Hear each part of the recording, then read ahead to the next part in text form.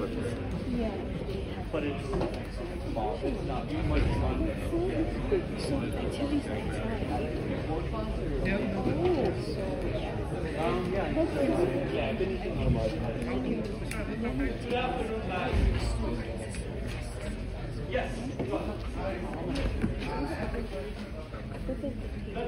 Let me just. I'm gonna announce something about homework. See if you guys can. I will answer your questions. So, guys, for the homework, let me show you guys that assignment schedule that is posted on Blackboard. If you carefully look at that assignment schedule,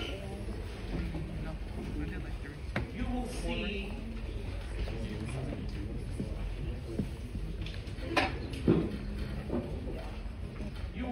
that homework number 1 is assigned on Friday, January 24th. But there is actually a sentence over here that says that assignments are due on the end of the day of the following class. So which means that it is due on 11:59 on Monday. And you will see that the submission links will be populated on Blackboard by then, and you can submit your homework. Yes.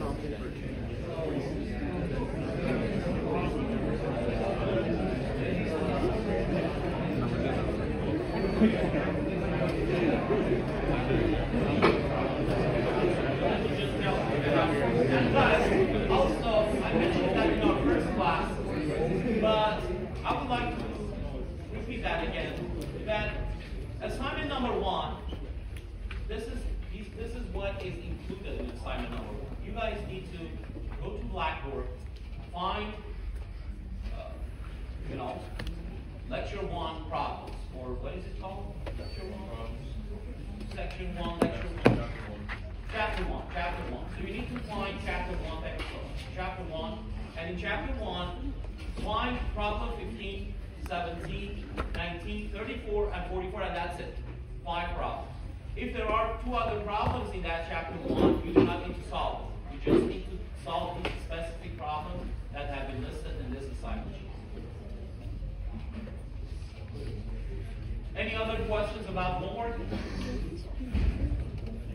So if not, let's actually continue with what we were discussing in our previous class. So in our previous class, we actually started to calculate stress. So in the class before our previous class, we defined stress as intensity of force. So we mentioned that intensity of normal force is called normal stress. Intensity of shear force is called shear stress. But we also mentioned that if you want to calculate stresses, we need to have access to the distribution of stress or distribution of force intensity across the cross section. So it could be a very complex problem, calculation of stresses. However, for some elements, we can use our engineering knowledge, engineering simplifications, engineering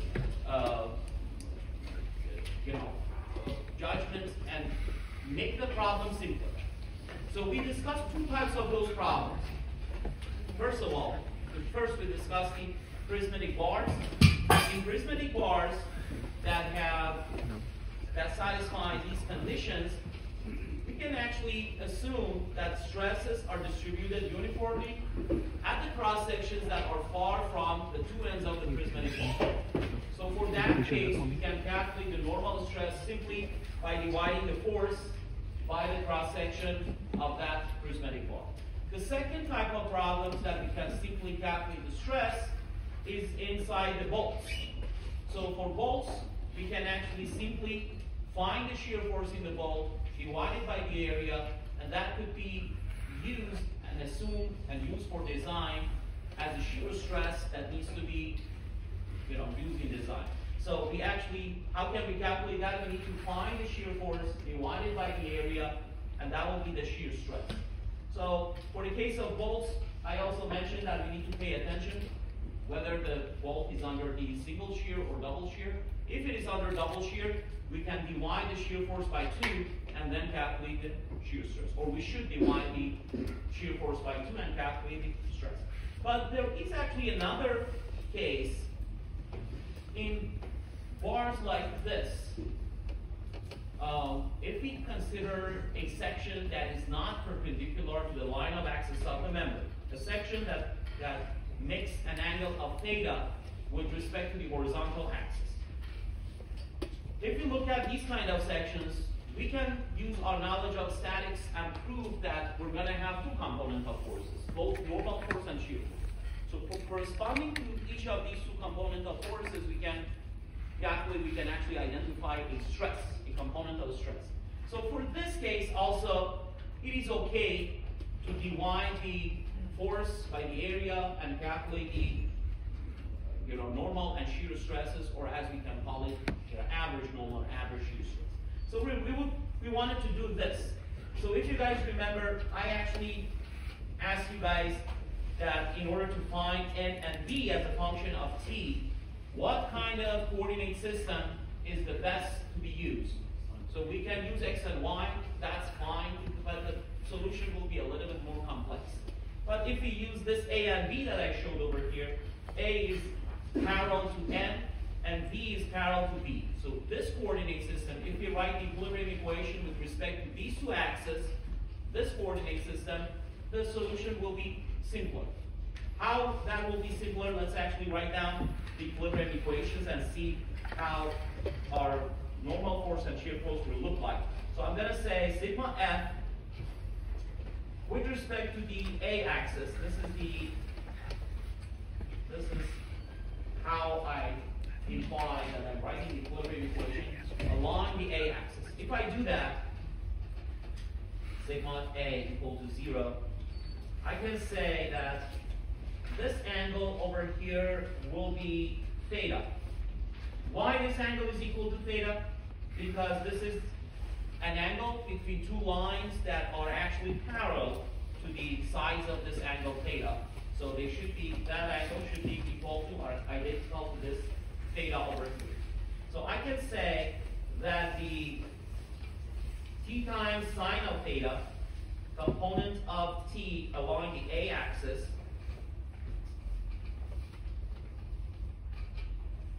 minus n, because n is applied along the a-axis for this free body diagram.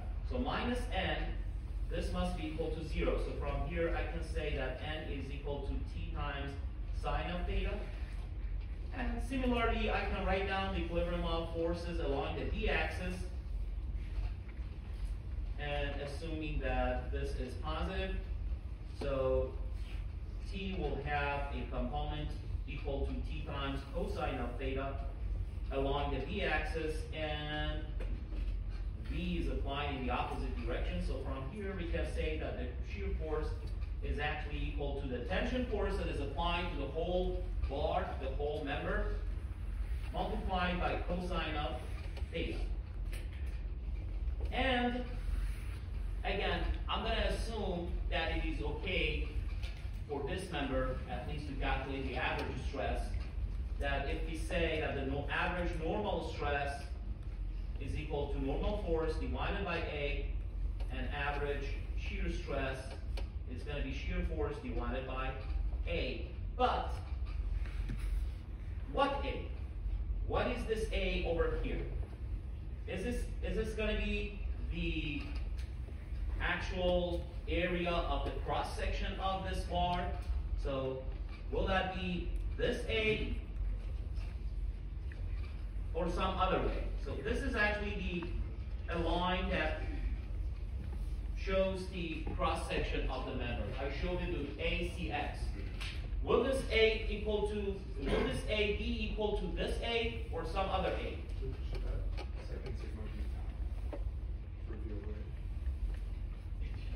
Sorry.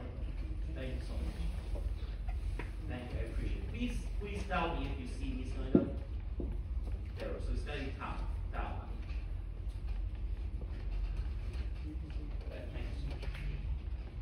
So let's get back to my question. Is that A equal to the area of the cross section of this bar? Clearly not. So what area will be the area that should be used here? It's going to be this area.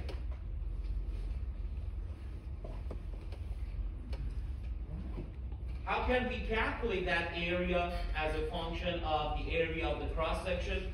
So we can look at this triangle. We have theta. We can, I think you guys agree if I say that A is equal to the area of the cross section divided by sine of theta. So we just need to be careful to use this equation for the area when we use the A in these equations. And clearly N and B are already functions of sine and cosine of theta. So let's actually solve an example over here. I'm gonna make this bar. So we have a bar, we have a prismatic bar that is subjected to tension. Clearly we can easily calculate the normal stress in this bar by dividing this force by the area of the cross section, but this is not what the problem is asking us to do. The problem is asking us to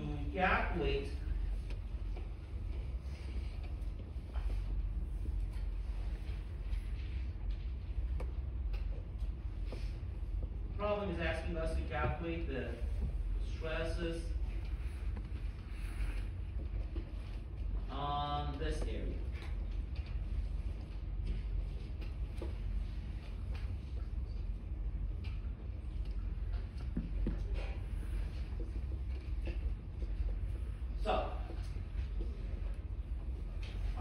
So what can we do? What should we do?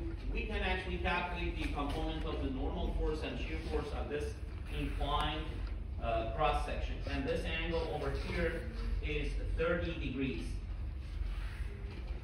So I'm going to actually do the same thing that I did at the top of this page. I'm going to draw the free, make it cut, draw the free body diagram of the left part of this bar. So this time I'm going to draw a two-dimensional free body diagram. I make sure that I show the angle consistent with what we see here. So this angle over here is 30 degrees. And the force that is applied on the left side is 120 pounds. And it is pulling this member, so it's a tensile force. And our first question for ourselves is how to find N and V. N is the normal force, and V is the shear force.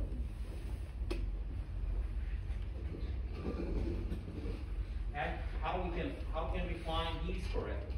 So for that, I'm gonna draw two axes that are parallel. One of them is gonna be, one of them is gonna be this axis, the axis that is parallel to N. The other axis is gonna be the axis that is parallel to V. I can call this axis AA. I can call this axis DE, and we know that this angle here is 30 degrees. And I can simply write down the equilibrium equation similar to what we did at the top of this page. So I can say that the normal force N is equal to 120 times sine of 30 degrees, and V is 120 times cosine of 30 degrees. Could you please tell me what will be the value of N and V? N will be clearly 120 divided by 2, which is 60. And how about V?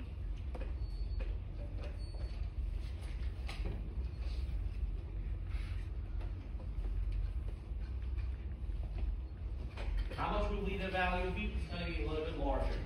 Square root of 3 over 2 multiplied by 120. 104. Thank you so much. 103.9 pound. And let's actually calculate that area. So I'm going to actually draw a magnified version of this inclined cross section. So let's assume that this is the section. This line is representing one of these sides of the section. And I'm going to actually draw the rest of the sides as well. Actually, this is the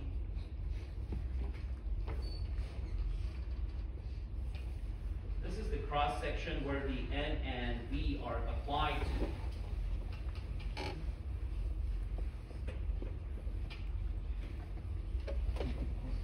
This is the cross section. So we know that the side, these are the sizes that has been shown here. The vertical side is 3.5 inch. The horizontal or transverse side is 1.5 inch.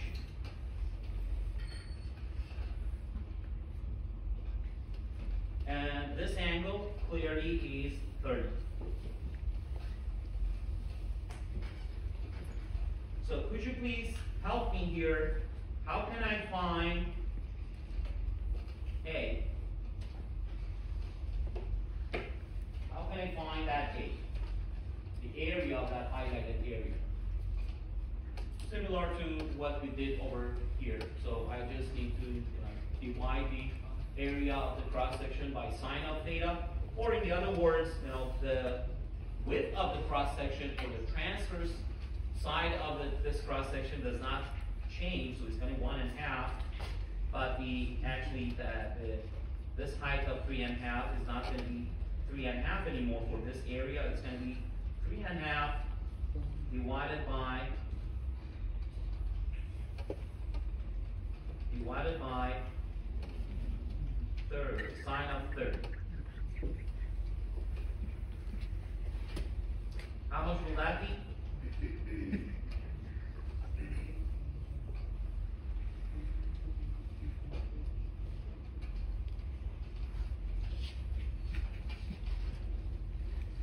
It's going to be 7 times 1.5, which will be 10.5, I guess. Am I correct? Yes. Perfect. 10.5 inch squared. And now I can calculate the sigma average and then tau average. So sigma average is going to be normal force divided by area. Tau average is going to be the shear force divided by area. So this will be 60 pounds divided by 10.5 inch squared. The other one is going to be 103.9 pounds divided by 10.5 inch squared. And could you please calculate both?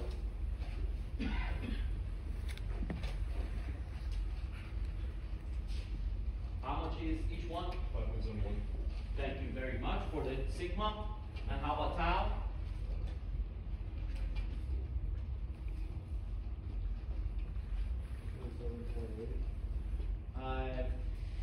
No, a little higher, larger. 9 point something. 9.90. Thank you so much. So these are the numbers that I have. So, and the unit is going to be PSI because the forces, the force was in pound and the cross-section dimensions were in inches. So the stresses, both of them are going to be in PSI. And I wanted to emphasize that what we're calculating over here is the average normal stress and average shear stress because we are not 100% sure if these stresses are distributed uniformly across the cross-section, but for average stresses, this equation is just fine. Any question about this example? As you guys will see later, we're going to actually discuss a method that we call it, we're going to say full, it's the subject of one of our lectures, which is called stress transformation. Under the subject of stress transformation, you will see we can actually find the same answers, but through a technique that we're going to discuss later. Any question? So, with this, we're going to still continue our discussion on stress, but right now we would like to actually take a look at the stress from another point of view. We will discuss the material properties later. We haven't started to discuss the properties of material, especially the stress-strain behavior of the metals or steel. We're going to thoroughly discuss that later. But at this stage, please accept from me that for every single material, so why are we discussing, this class, or why are we taking this class of strength of material?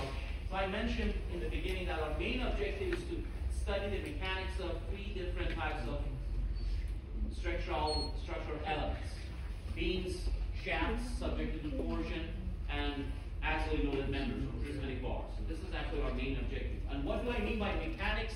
The force displacement behavior, or load deflection, force displacement, stress strain, force stress, all these relationships. We are interested in that.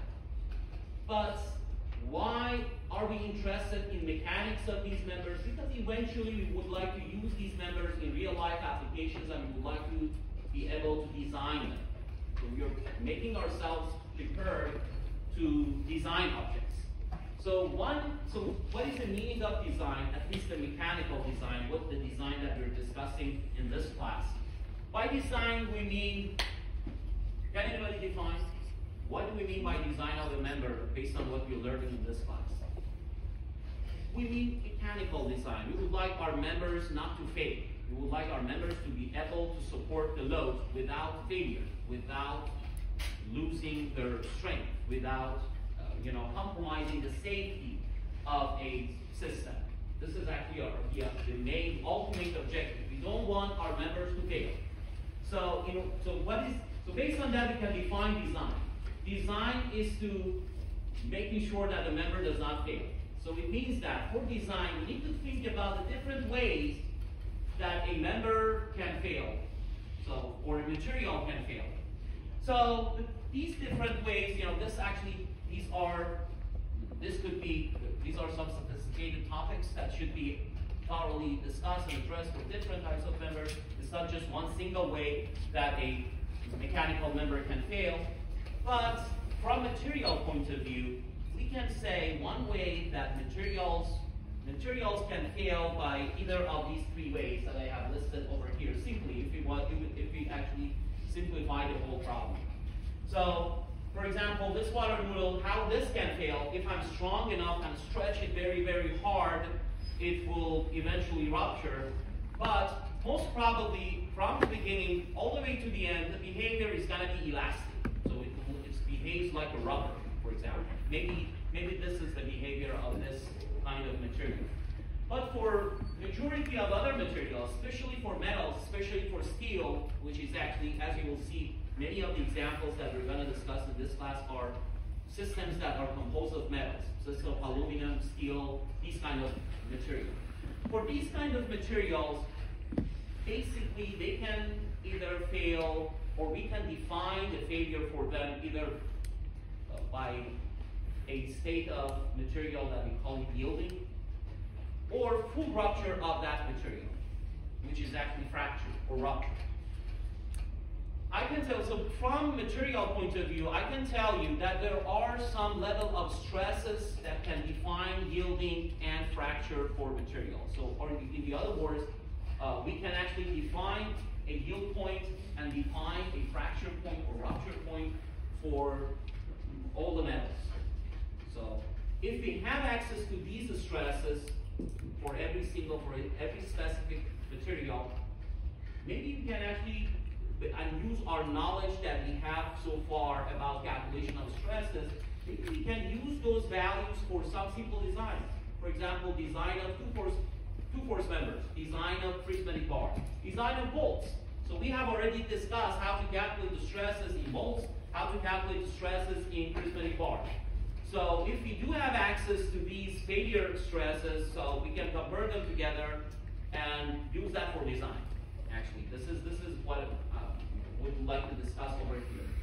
So if you accept that from me, so let me just write that down. These limit points are called, for normal stress, they are called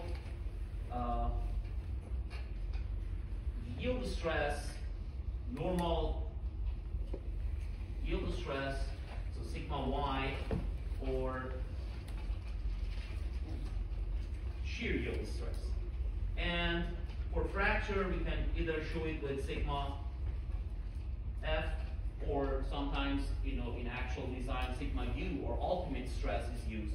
Sigma f for fracture stress, and tau f for fracture shear stress. So basically, these two types of failure are very common among the materials, and they are used by engineers.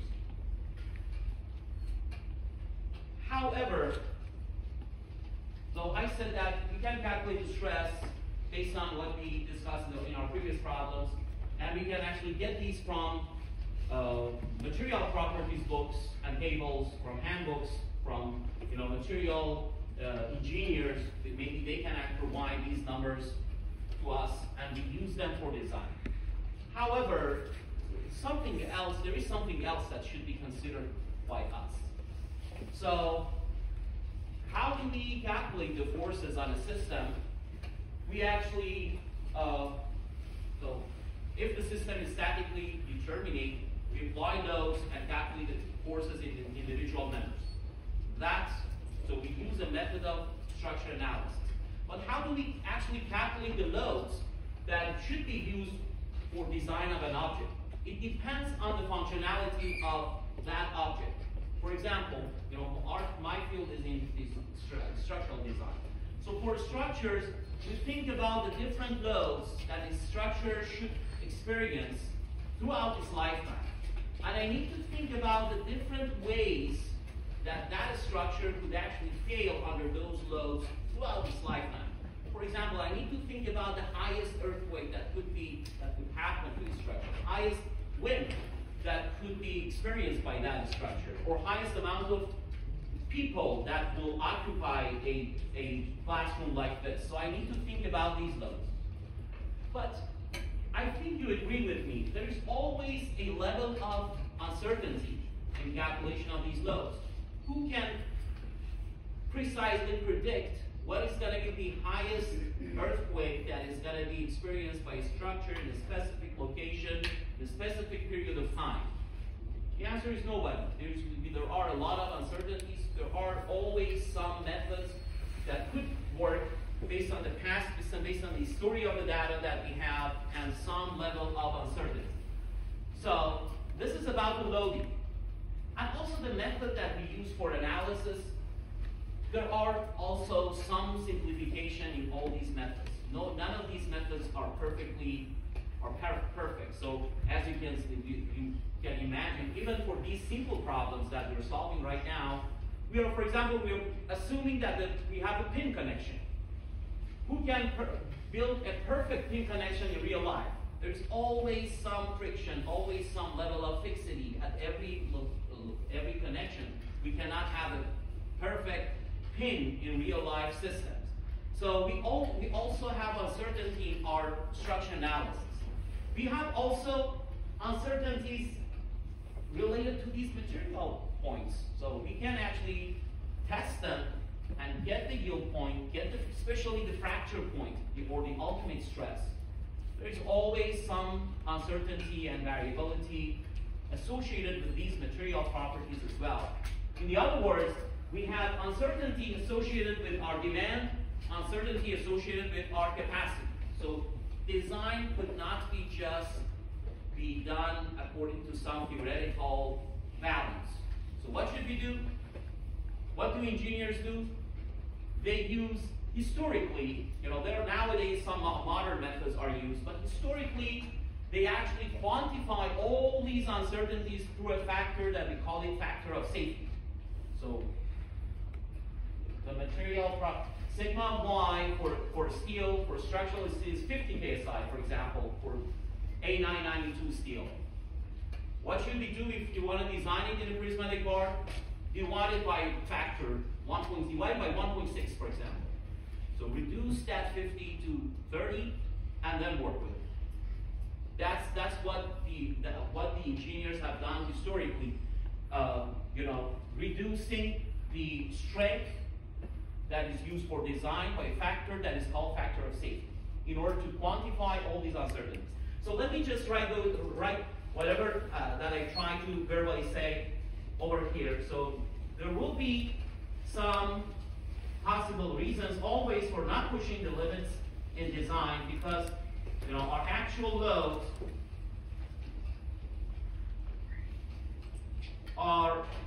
could be larger than design loads. We might have some accidental loading that we have not predicted them at the time that we were designing the system. We might have a lot of uncertainties related to our material.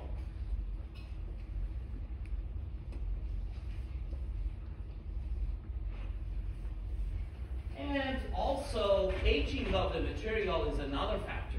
It's actually a research topic that I know that many people in our departments of civil, mechanical, are actually working on this topic, that what should we do, how can we predict the future of the material? So, corrosion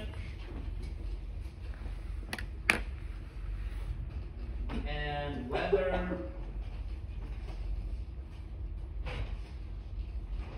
could be another reasons that we don't want to actually push the strain, push our members, our design to the limits. Instead of that, instead of using the failure stress, we're going to use a concept that we call it allowable stress. And we can get the allowable stress by dividing the failure stress by factor of safety. So we can define allowable normal stress. We can define allowable shear stress. For simple members that we have discussed so far, we can define a allowable normal stress for the prismatic bars for 2-force members. We can define an allowable shear stress for our bolts. And how can we calculate them? If the factor of safety is given and a failure stress is given, let's assume that failure stress is yield stress. In that case, I have a reason that I say I assume, because it's not always like that. Sometimes designers like to push it beyond the yield stress, but that's another thing. But let's assume the yield stress is the failure stress. If that's the case, we can just divide the yield stress by factor of safety, and we can divide the shear yield stress by the factor of safety and get the allowable values. So we're going to use this concept for what we call in our class simple design of simple connections. So simple is a technical term in the world of connection design. So we have simple connections versus moment connections. We have simple connections versus the eccentric connections. But over here, by simple, we just literally mean simple. That's something that is not very complicated. Simple, it means that just a 2-force member or a bolt. This is what we mean by simple connection over here. So basically, we mean those kind of members like pins, bolts, and 2-force members, where we can assume uniform distribution of stress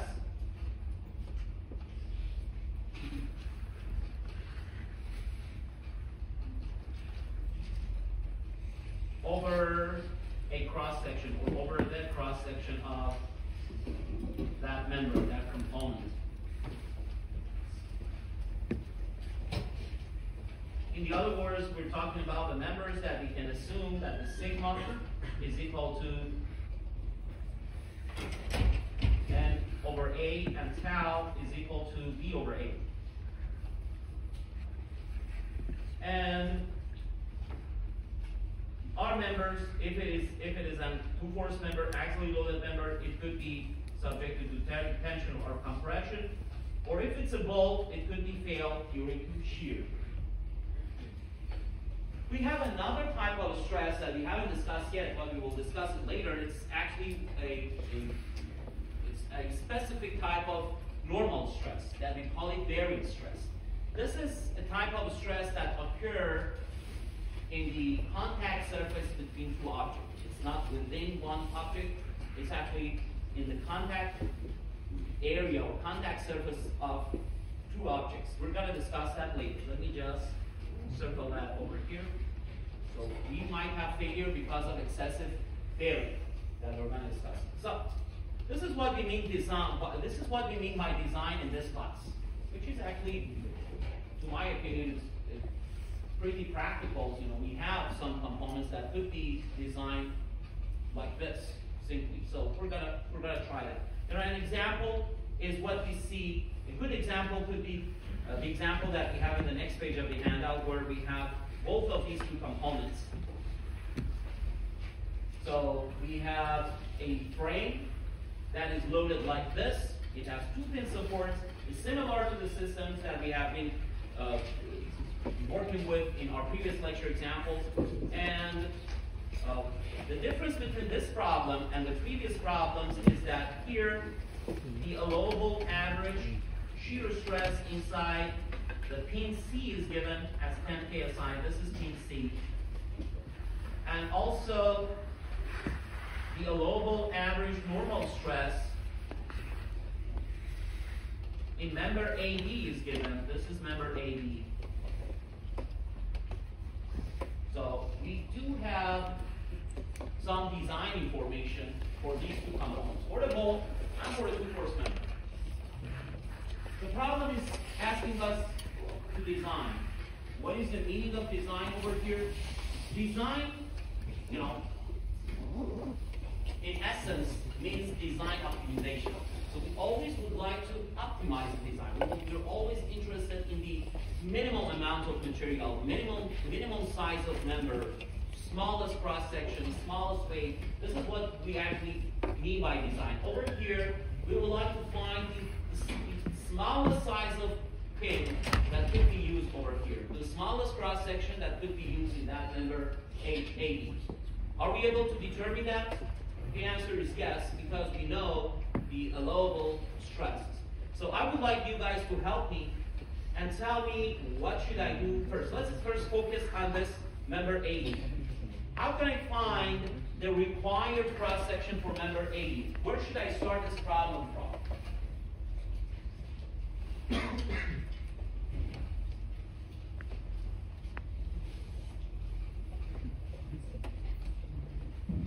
So let me just tell you, there are some designs, if the system was statically indeterminate, the actual forces were dependent on the cross section. So we were not able to even analyze the system without knowing the cross sections.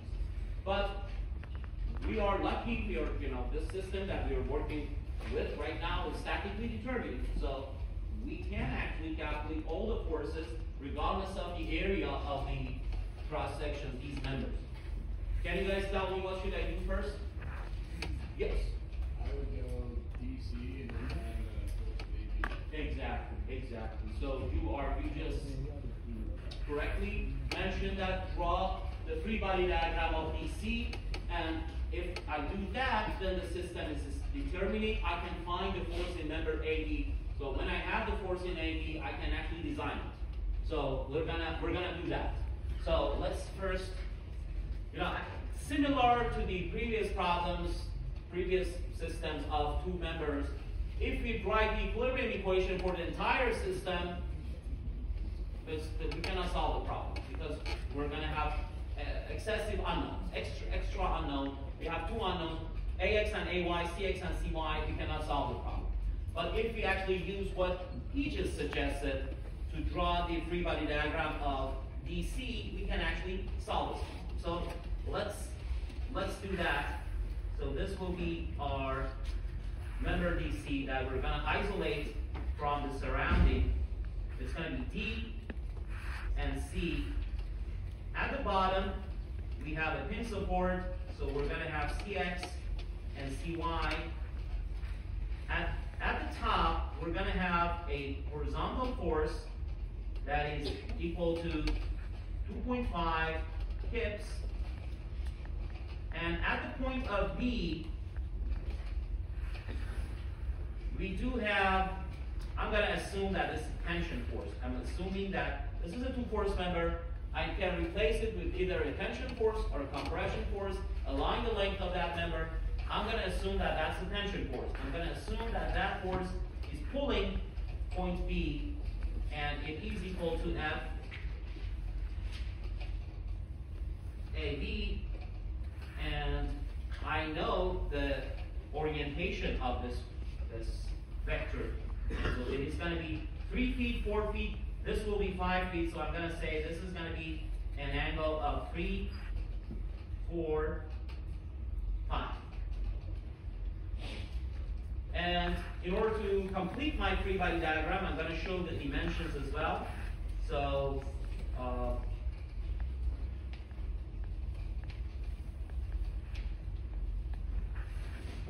from here to here, it's going to be 2 feet.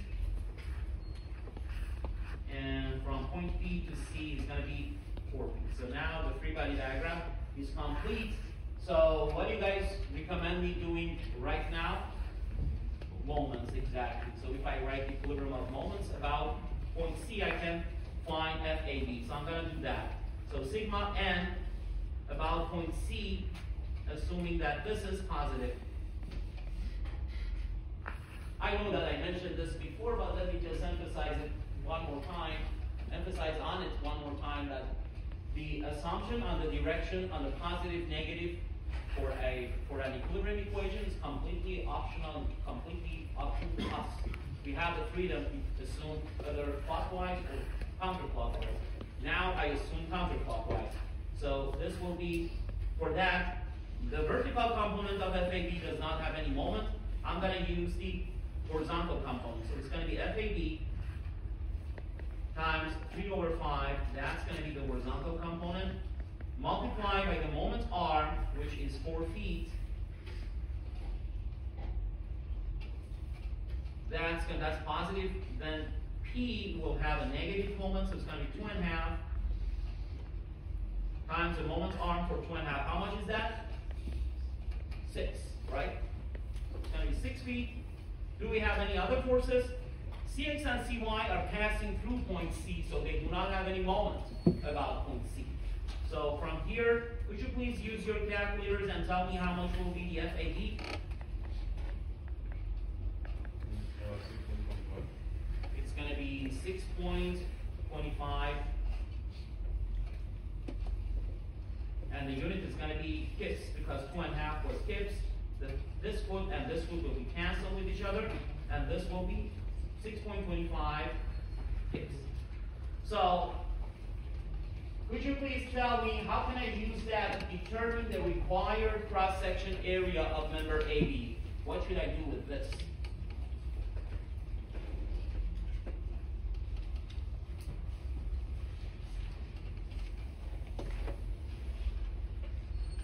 Yes. You got it. Yes. What is that? Exactly. So we need to do that. We're going to say that the normal stress in member AB is going to be the normal force in member AB divided by area of member AB. By the way, we got a positive value for AB, which means that this tensile force that we assumed over here was correct. So it is under tension that we can actually intuitively feel that. So it's going to be the force in member AB divided by the area of member AB, but the area is unknown. So it's going to be 6.25 kips divided by area of member AB, but this is unknown. However, something else is known. This stress cannot exceed the allowable stress, allowable normal stress, which is equal to 20 KSI. Just write down 20 KSI. So from here, I can say that the area of member AB should be larger than or equal to 6.25 divided by 20. How much is that? 0.3125, we said. Thank you so much. And the unit is going to be inch squared because this is kips. This is kips per square inch. The unit for the area is going to be inch squared. So we know that whatever we select for member AB, whatever cross-section that we select, that cross-section, the area of that cross-section cannot be smaller than 0.3125. It should be larger in order to have a safe system. We can do the same thing for our, at least we can actually discuss how we need to solve it. How can we determine the diameter of pin C? Yes. Some of the forces go around. We don't have to actually. We don't have to at this stage.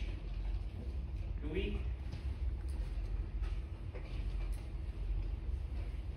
Oh, pin C. I thought that's pin A. You're right. So for pin C, we actually need to do that. You're right. So can you tell me? Can you repeat what you suggest?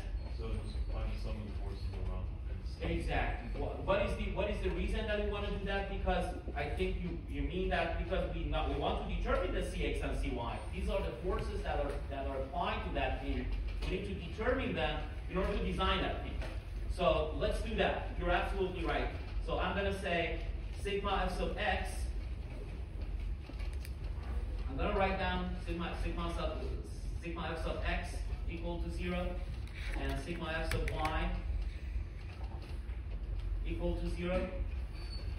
And from sigma f sub x equal to 0, I have 2.5 for the same three-body diagram. These equilibrium equations are for the same three-body diagram. So 2.5 to the right minus FAB, which is 6.25.